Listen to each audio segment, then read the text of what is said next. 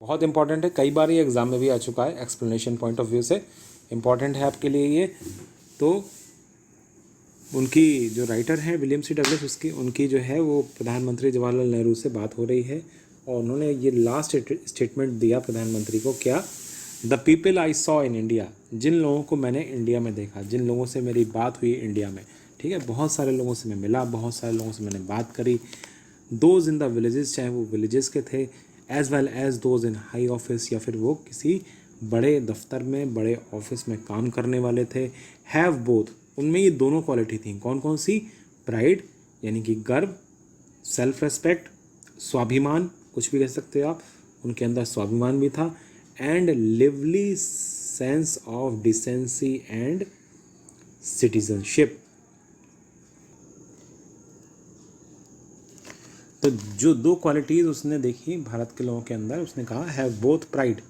उनमें प्राइड थी मतलब स्वाभिमान था, and lively sense of decency, decency कहते हैं गुड मैनर्स को, अच्छे स्वभाव को, और उनमें अच्छा स्वभाव भी था, उनका स्वभाव भी बहुत अच्छा था और उनमें स्वाभिमान था। ये दोनों क्वालिटीज़ थी उन, क्या कहते हैं, लोगों के अंदर, चाहे वो विलेज के थे चाहे या फिर वो हाई ऑफिस में बड़े ऑफिस में दफ्तरों में काम करते थे। एंड सिटीजनशिप, और नागरिकता को लेके भी उनके अंदर बहुत ही अच्छी भावना थी।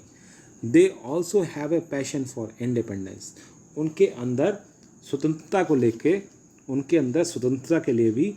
तीव्र इच्छा थी या तीव्र लालसा थी। They have a passion for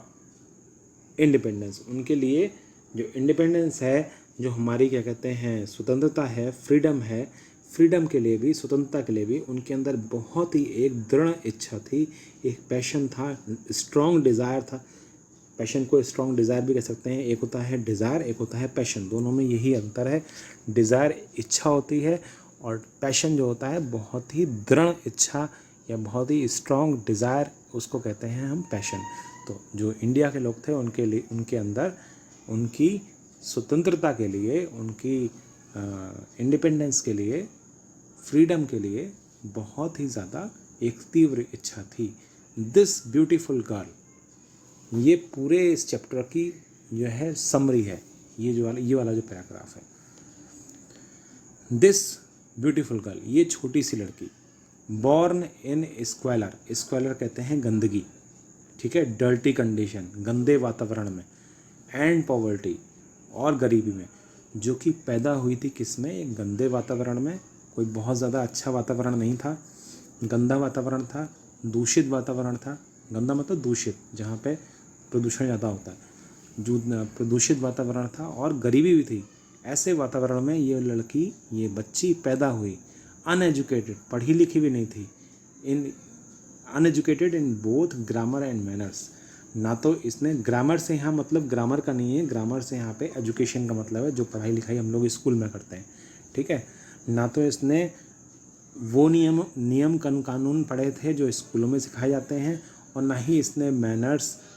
सीखे थे, आचार विचार जो सदाचार जो हम लोग बच्चों को सिखाते हैं वो इसने सीखे थे।